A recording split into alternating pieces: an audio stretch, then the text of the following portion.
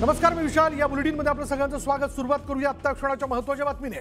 बातमी अशी मंडळी की अंजली दमानिया ह्या 21 किलो कागदपत्र घेऊन दिल्लीकडे रवाना झालेल्या आहेत. उद्या केंद्रीय गृहमंत्री अमित शहांची ती भेट घेण्याची शक्यता आहे. जमीन घोटाळा प्रकरणावरनं अंजली दमानिया आक्रमक झाल्यात. अजित पवारांना राजीनाम्यासाठी 24 तासांचा त्यांनी अल्टिमेटम दिलेला होता आणि त्यानंतर आता अंजली दमानिया आपण बघतोय की केंद्रीय गृहमंत्री अमित शहा यांची भेट घेण्याकरता दिल्लीच्या दिशेने रवाना झालेल्या आहेत. 21 किलो कागदपत्र म्हणजे जमीन प्रकरणातली, मुढवा जमीन प्रकरणातली 21 किलो कागदपत्र घेऊन त्या दिल्लीकडे रवाना झाल्याचं कळतंय. तरी त्या संदर्भातले जे कागदपत्र जमा केलेले होते, काही इतरही प्रकरणं असतील, त्या संदर्भातलेही कागदपत्र घेऊन त्या अमित शहांची भेट घेण्याकरता दिल्लीच्या दिशेने रवाना झाल्यात. अधिक माहिती आपण जाणून घेणार आहोत.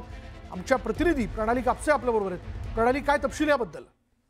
आता थोड्या वेळापूर्वीच अंजली दमानिया या मुंबईवरून दिल्लीसाठी रवाना झालेल्या आहेत आणि जाण्यापूर्वी त्यांनी बोलताना अशी प्रतिक्रिया दिलेली आहे की इथून त्या जवळपास 21 किलो एवढी कागदपत्र घेऊन दिल्लीसाठी रवाना झालेल्या आहेत.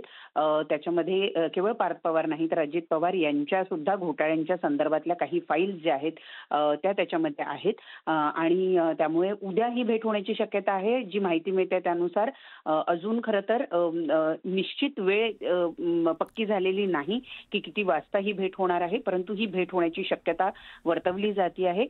आज सकाळीच अमित शहा यांच्या कार्यालयाशी अंजली दमानिया यांचा संपर्क झालेला आहे. मी तुला थांबवतोय. आपल्याबरोबर खुद्द सामाजिक कार्यकर्त्या अंजली दमानिया आहेत.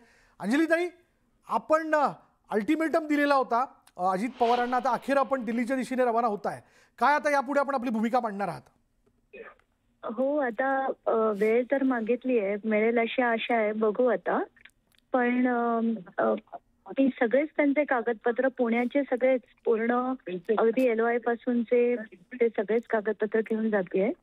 पण त्यांच्या त्या व्यतिरिक्त त्यांचे सगळ्या स्कॅम्सचे आणि 69 कंपनीजचे सगळे डिटेल्स त्यांना दाखवणार आहे.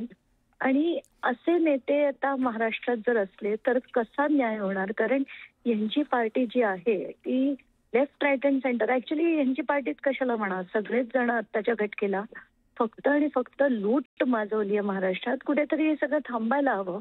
म्हणून मी माझा प्रयत्न, छोटासा एक प्रयत्न करून बघणार आहे. आता न खाऊंगा ना खाणे दूंगा, आपल्याला हे एकदा आणि अनेकदा लोकांनी म्हटलंय, तर ते खरंच आहे का? हा पण एक नुसता इलेक्शनचा बोलण्यासाठी, जसं आता फडणवीस म्हणतात इलेक्शन मध्ये बोलावं लागतं, तसं आहे की काय? आता हे याच्यावरनं खरं काय खोटं काय कळेल आपल्याला. तुम्हाला अमित शहांच्या भेटीची वेळ मिळाली आहे का?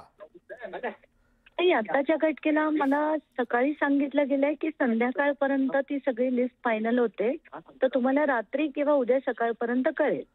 मला आता पोचायलाच रात्र होईल बहुतेक आणि त्यानंतर बघू आता कधीची वेळ मिळते. पण तुम्हाला खात्री आहे की अमित शहा तुम्हाला भेट देतील? नाही नाही नाही, मला अजिबात खात्री नाहीये. माझा प्रयत्न मी करणार आहे. नाही दिली काही प्रॉब्लेम नाही, मी तिथे बरं जेवढं मला जमेल तेवढं थांबेन. नाही झालं तर हायकोर्टात येऊन पिटिशन करेन. आता माझ्याकडे जेवढे जेवढे ऑप्शन्स आहेत तेवढे तेवढे मी एक्सप्लोर करणार आहे. पण मग जर भेट मिळालीच नाही तुम्हाला, म्हणजे उद्या असेल परवा असेल, जर उद्या नाही मिळाली तर परवाही तुम्ही दिल्लीमध्ये थांबणार आहात? काही तसा निर्णय घेणार आहात? संध्याकाळपर्यंत, परवा संध्याकाळपर्यंत थांबेल. आता जर त्यांनी परवा अगदी उशिराची वगैरे दिली तर कदाचित एक दिवस आणि वाढवून घेईन. पण आत्ताच्या घटकेला माझा असा विचार आहे की सॅटर्डे संध्याकाळपर्यंत मी थांबेल. मिळाली उत्तम, नाही मिळाली पेपर्स तिकडे सोडून अपेक्षा करेन की बाबा ते काही करतील. आणि नाही झालं तर हायकोर्टात तर मोकळा आहेच माझा, ते मी करणारच आहे. जी बिलकुल, आपली पुढली भूमिका स्पष्ट आहे. अंजलीताई, आपल्या ह्याच विषयाला घेऊन, आपल्या पुढल्या भूमिकेला घेऊन अजित पवारांनी नेमकं काय म्हटलं ते आपण ऐकून घ्या. आपण पुन्हा एकदा बोलूयात. मला मी काय सांगू त्याच्याबद्दल? तुम्ही कुणाचा राजीनामा मागायचा आणि कुणाचा नाही मागायचा तुमचा अधिकार आहे. अंजलीजी, आपल्याबद्दलचा प्रश्न जेव्हा अजित दादांना विचारला गेला ते मात्र त्यांनी त्याच्यावरती उत्तर टाळलेलं आहे. काय नेमका याचा अर्थ काढायचा? मला ते चिडलेले, ऍक्च्युली चवताळलेले वाटले. पण ठीक आहे, त्यांना त्यांचं काम करू दे. आतापर्यंत ना त्यांनी जितके स्कॅम्स केलेत ना, मला खरंच इतका राग येतो त्या व्यक्तीचा की ते दाखवतात की मी सकाळी 6 पासून काम करतो, अमुक करतो, तमुक करतो. तर सकाळी 6 पासून कुठून आपल्याला पैसे जमा करता येतील, हा याचा सगळा ते हिशोब मला वाटतं कदाचित घेत असतील.